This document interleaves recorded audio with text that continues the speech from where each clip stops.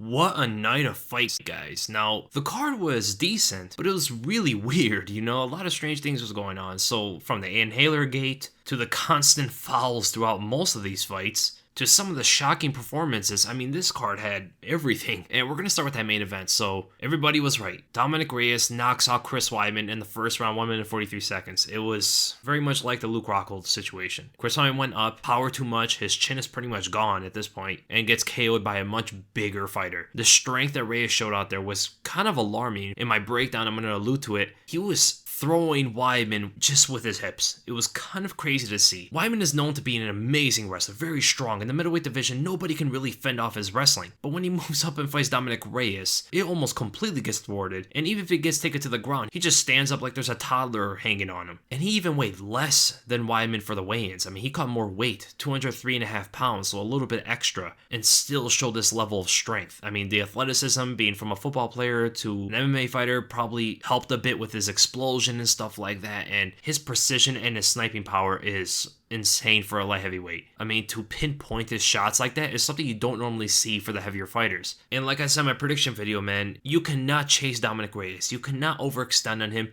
You cannot rush too much. You can't be overly aggressive because he will catch you. Doesn't matter who you are, he will catch you. He'll find an angle, he'll find the shot, he'll find the target, and he just needed to see it once from Chris Weidman, and it was over. Seemed like Weidman went to parry the lead hand of Dominick Reyes so he can open up for his right hand down the center, and it kind of missed, it seemed like, and Reyes parried with that hand and landed the left straight on Chris Weidman and put him out.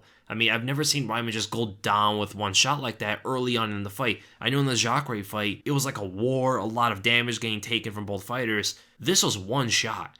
The first big punch that Dominick Reyes landed, it was done pretty much. And those hammer fists, I mean, they weren't even the strongest hammer fists, and they were rattling Weidman's brain to the point where he couldn't even defend anything. And this just shows, man, Dominick Reyes is elite. People had their doubts about him. I had my doubts about him too. I mean, I said he probably is a little bit overrated looking at his Volkan Oezdemir fight, and I was completely wrong, and I'm happy I'm wrong because I very much liked him. I very much liked his skills before that fight. The Volkan fight is getting taken down by a kickboxer who is known to have a wrestling deficiency, and I guess it is true. I mean, Dominick Reyes said he was getting taken down by Volkan because he didn't expect it at all. And that just shows that Dominick Reyes is a game planning fighter. He's very much like Jon Jones. He goes through training camp and that's how he fights. I don't think he's the kind of fighter that could take up a fight in very, very short notice and show up the same way. I think he needs an extended period of time to game plan for the opponent, train for them specifically, then he's a nightmare for his opponent. But if something uncharacteristically happens, it could probably throw him off. And going into a fight with Jon Jones, if that's going to be the next thing, because right now he's the front runner. But we still have to see how Johnny Walker versus Corey Anderson plays out,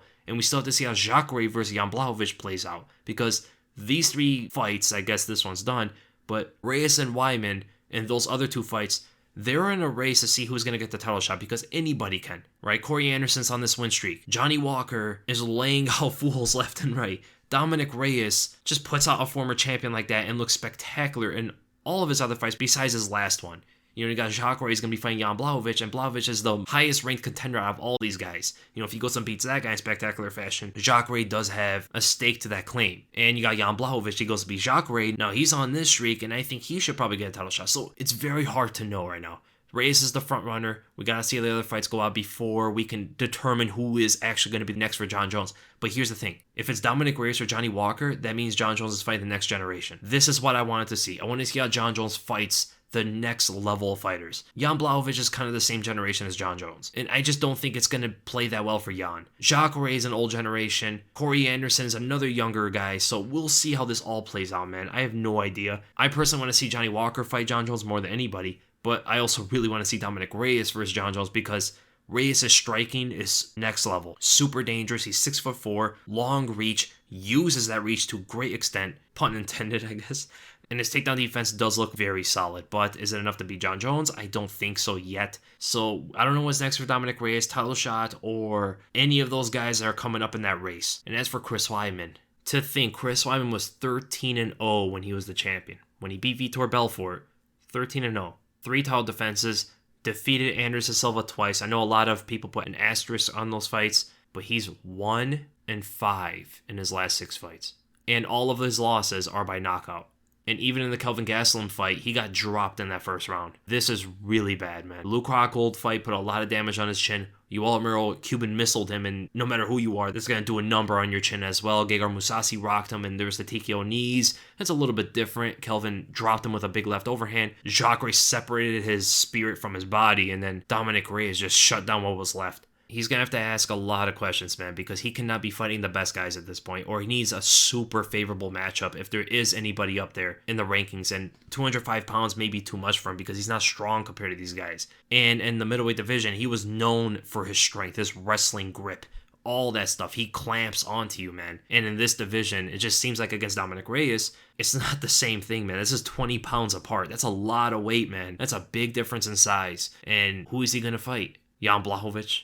Jacare at 205, Johnny Walker, even Corey Anderson. That would be an interesting fight. It would be competitive. There's probably some matchups for him, but a lot of them are not going to be favorable. And the fact that he needs such a favorable matchup for him, it just shows he's probably not going to get far. I think he's better in the middleweight division than he is at 205. But if I were to have to pick if he keeps going, man, at 205, I'd like to see him fight probably Volkan Oezdemir. That'd be favorable for him. Or Misha Cirkunov, someone lower in the rankings. You got to see something like that. Or even Shogun, man. I'm not even joking around.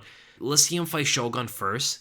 He's coming off 5 losses in his last 6. He needs some kind of favorable matchup.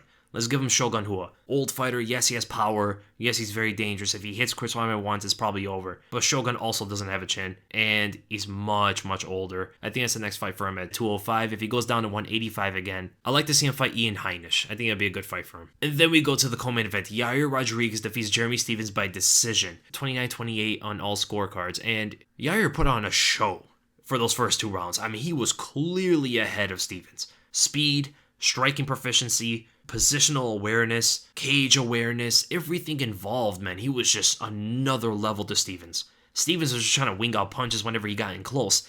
But for the most part, it looked like Stephens was puzzled. Like, he didn't know what was going on. It was like he was trying to figure out the world in front of him. Like, he didn't know what Yair was doing to him. Yair was constantly switching stances. DC had a good observation when he said that Yair was boxing in orthodox and then kicking in southpaw. He did a little of both for both stances, but for the most part, yes, that's what he was doing. But the reason why he was kicking in southpaw was because Jeremy Stephens is an orthodox fighter. The left kick is open on that side. That's the reason why he was doing that. And also, the right side kick to the knee is closer when you're in southpaw, when you're fighting an orthodox fighter. That's why he was kicking in that stance. And you saw it, man, that body kick. There was a telegraph to it a little bit. It was a step in, left body kick, Muay Thai style, naked power kick right to the liver of Stephens, puts him down. And I thought it was going to be over. I mean, that ref gave Stephens all the chances to get back up, and he did. So good job to the ref, in my opinion. And how tough is Stephens? He took a flush kick to the liver and still survived it. He was fighting it off. He was trying to go for the single leg, all that stuff, man. He was just trying to continue. As you know, when he fought Jose Aldo, he got finished because of the body shot. And this time, he just didn't want to go down like that, man. This is a more powerful blow to the liver. So you have to give a lot of credit to Stephens. But where you can't give too much credit to Stephens is when it came to the 3rd round, he needed a finish. And what does he do? He starts wrestling. Yes, Jeremy Stephens wrestled. And when he wrestled in a fight he was losing. And I just couldn't wrap my head around it. I don't know why. I don't know why he started to go for the single leg. I don't know why he attempted to just sit on top. I know he tried to land some ground and pound shots, but he was getting wrapped up. Yair is very squirmy. He's not the kind of guy that you can land constant ground and pound unless you're a guy like Frank Yeager with the high level grappling that he has, or maybe Jose Aldo or something. Like, you gotta be that high level. Jeremy Stephens isn't a wrestler. He isn't a grappler. He's a striker. He's a brawler for the most part. You never really see him wrestle. The only times he ever wrestles is against guys who are kind of point fighting with him. There were points in the fight where Yair was sitting in front of him throwing punches in his face, and Jeremy just wasn't reacting. He wasn't trying to respond. He was just caught in the headlights for the most part of the fight. And then in the 3rd round, he started going forward, and he goes for a takedown, drives it to the cage, and sits on top for almost the entire round. And that just showed a lack of fight IQ, which I didn't think a veteran of his stature would have. I mean, he's 46 fights in a professional career. Almost all of his fights are in the UFC. He has probably the most fights from lightweight and down in the UFC right now, and that just shocked me. The experience that he has to do something like that, I don't know, I just don't understand it. But it was a great showing from Yair Rodriguez, man. Absolutely great showing. He's the future. He just beat the number 8 ranked, I think, while he's ranked number 7. So how was Chan Sung Jung above him? Oh, because Korean Zombie beat Renato Moicano, but This should put Yair above Korean Zombie. It should put him at number 6 below Zabit. And I know Zabit is fighting Kelvin Cater, which shows how many people just don't want to fight Zabit. He's number 5 and he's fighting number 11. Zabit is just going to fight anybody at this point. But if Zabit wins that fight, I just don't think that Yair fight makes a lot of sense. I don't think he wants to take it. I think he wants a title shot first. I mean, Frank Yair is going to go down, so probably Zabit is going to go up to number 4, and Yair is going to go up to number 5. Jose Aldo, I don't know what he's going to do. He says he also wants to move down to 135. Ortega is fighting Korean Zombie. Volkanovski is fighting Max Holloway. I do really want to see Yair versus Zabit. You know, stylistically, it's such a compelling fight. I just don't think it makes a lot of sense to do. And I don't think Zabit is going to keep wanting to fight guys who are lower than him. If he's down for it, I'm down for it. I'm just saying what probably makes the most sense to make for all parties, and I think that's probably the winner of Ortega versus Korean Zombie. Even if Korean Zombie wins, that fight was so close, it was a war. Yair wins with a last-second knockout. I think a rematch, if Korean Zombie wins again over another top contender, Yair versus Korean Zombie makes a lot of sense. I know Korean Zombie will want that fight again, and the winner of that should probably get a title shot or something. If Zabit beats Kelvin Cater, Zabit should fight the loser of Volkanovski versus Max Holloway or something like that. Or you can give Zabit the title shot. There's nobody else left at the top. And then we go to the crazy fight. Greg Hardy at first defeated Ben Sassoli by decision. I think it was 30-27 on all scorecards or something like that. And now it's a no contest. This fight was weird. Now, I want to just give Greg Hardy credit right away. He looks so much better. He surprised me beyond belief. I did not expect him to fight the way he was fighting. I know Ben Sassoli, he's kind of a slow fighter. He sits on the outside. He's very small, very short, doesn't fight long. Kind of easy to stick your distance on him, right? But Greg Hardy's new to this sport. He's not even new to just a sport. He's new to martial arts. He comes from a completely different sport and never really dabbled in martial arts even when he was a kid. So to even have a distance management game at all at this point where he's only 7 fights into his career, it is shocking. I mean, even when Sassoli was lunging with those left hands to take off Greg Hardy's head, Hardy was very composed. He was keeping distance very well, and not just keeping distance, when he was throwing out the jabs, and yes, we're talking about Greg Hardy throwing jabs. He was throwing jabs at Sassoli and creating distance quickly. Very quick for a heavyweight. He was doing it with decent form. Right hand was very flush, it was very precise, but he didn't throw out a whole lot. And that just shows, man, he knows how to pick his targets. He's a big, strong, powerful fighter, but he's also smart, right? He's not an idiot when it comes to fighting technique and cage awareness, all this stuff. He's getting it down. But where all this gets loony is the whole inhaler gate. And I can't believe that's a word now. So we had Towel Gate with DC. We had Stool Gate with Yoel Romero. Now we have Inhaler Gate. What, man?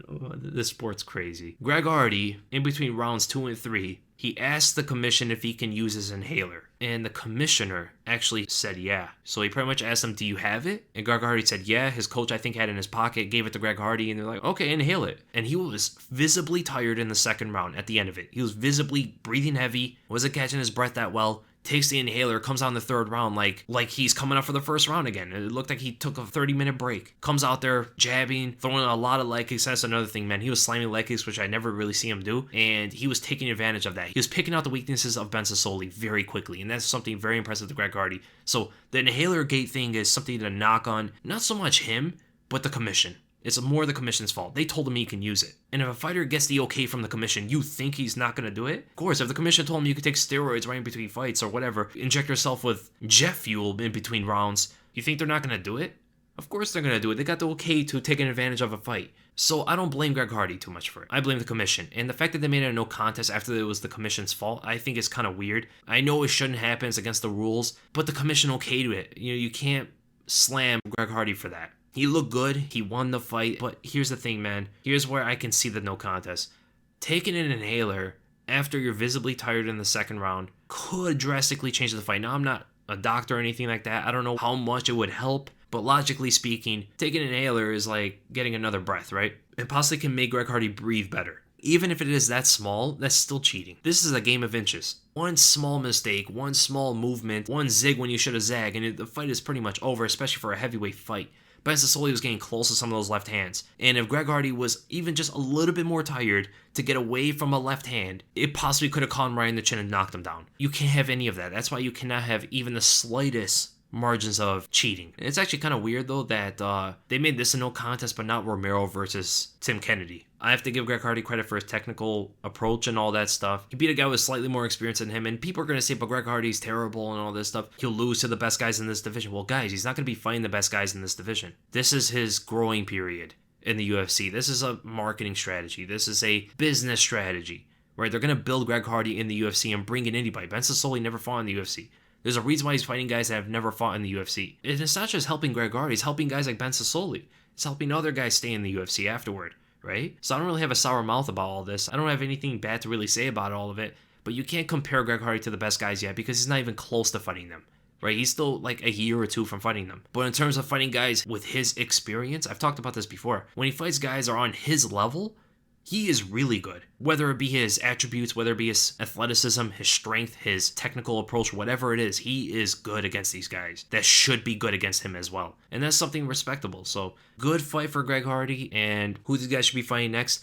Now, I did say that he's probably not going to fight the top guys yet. And I know Tai Tuivasa was one of the top 15 fighters, but he's not anymore. And personally, I want to see Greg Hardy versus Tai Tuivasa. And I think it would be a competitive fight. I mean, you got Greg Hardy's massive, way bigger than Tai. And Tai doesn't have a wrestling game to really go to. It would be a very entertaining fight. Someone's going to get knocked out. I like that fight a lot. And it would really test Greg Hardy.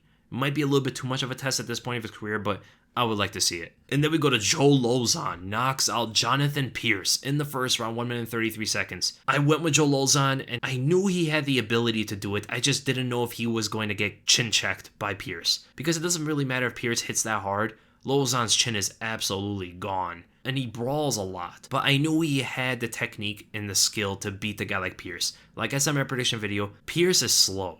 He's very slow. And Lauzon has a speed advantage, he has the power advantage and the experience, and he's more well-rounded. And if it gets to the ground, Pierce has no chance. Pretty much what it showed. And I'm glad it went exactly how I thought it was going to go. But Joe Lauzon was on point with his precision.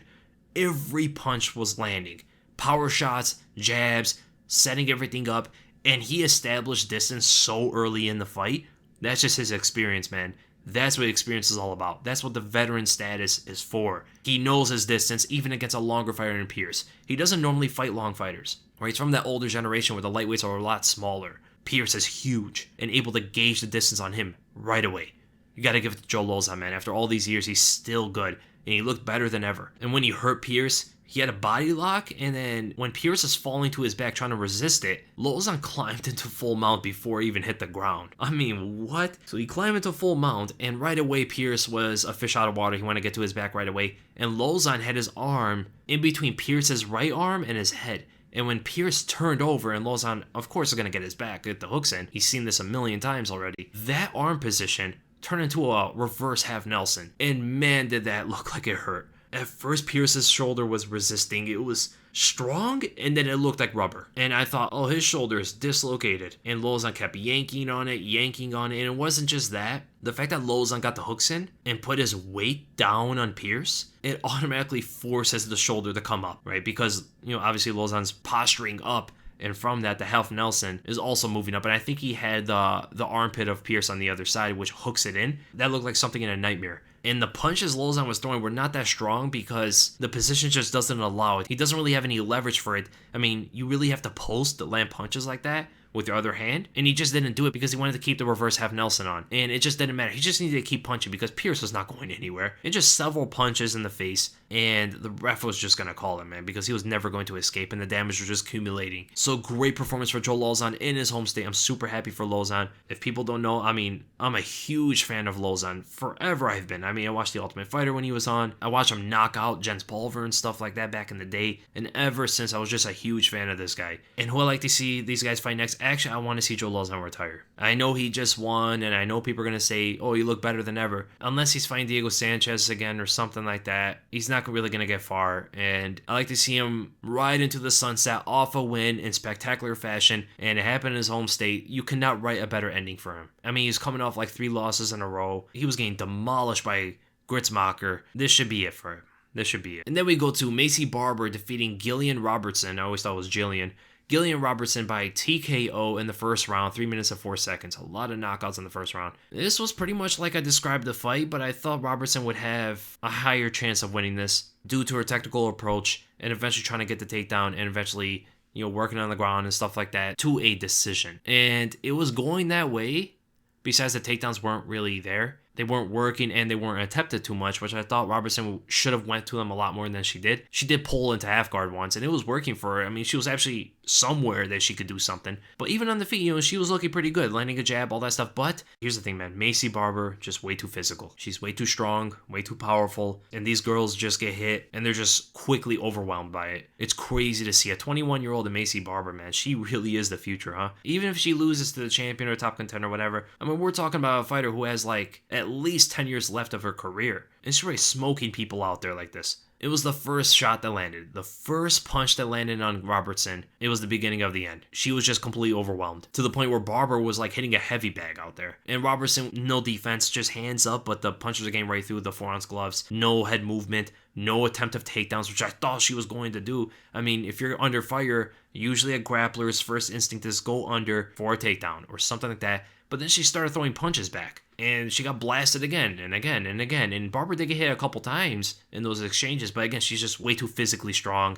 Defensively with her chin and all that stuff and her power in her hands. She was winging punches like she was Jeremy Stevens or something. And they were all landing. I mean, if she was a guy at like 155 or 185, whatever it is, I mean, she'd be putting people out with those kind of punches. But yeah, I guess good performance for Barber. 21 years old, man. That still shocks me. I think she's the youngest fighter in the UFC right now. And she is number 12. She beat number 15. It really doesn't matter because mostly fighters can exchange ranks and nobody would really mind it. I would really want to see Maycee Barber fight Paige VanZant. She wants it. It seems a lot of fans want to see it. VanZant just doesn't want it for some reason. And I think she just puts herself at such a high value. But this fight would be amazing. I personally think Barber would finish her though. And as for Gillian Robertson, I honestly like to see her fight Antonina Shevchenko. I think it should be a good fight.